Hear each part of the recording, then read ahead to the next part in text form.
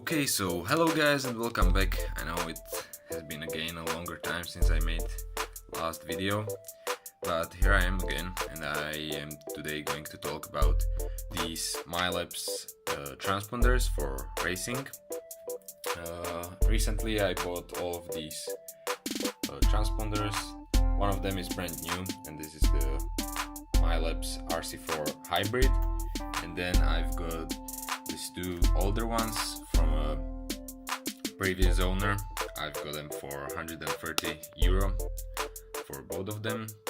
These are called the AMBrc, come on focus, DP, and you know, all of these were great, but these are older ones and this is the newer one. These also can record temperature, voltage, and you can also make your car ID if your truck has a Mylaps RC4 decoder. And yeah, so let's have a look. So as you can see, the wire length is similar, so there's only a few centimeters difference, so that's not a big deal.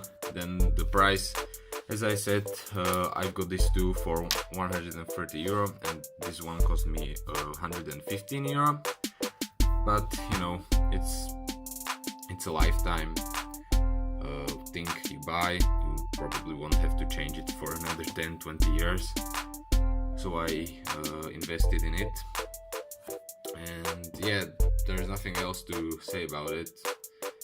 Then just let's have a take a look at how to install it in your car. So now when we know all about those two transponders, we can move on to mounting them. So I will use my HB E8170 electric shaggy for me to show you where to mount this and how. So let's begin by putting away the lid from the receiver box. As you can see here, I have a Spectrum receiver. There is a auxiliary 1 channel, which is free because I'm using only the throttle and steering channel.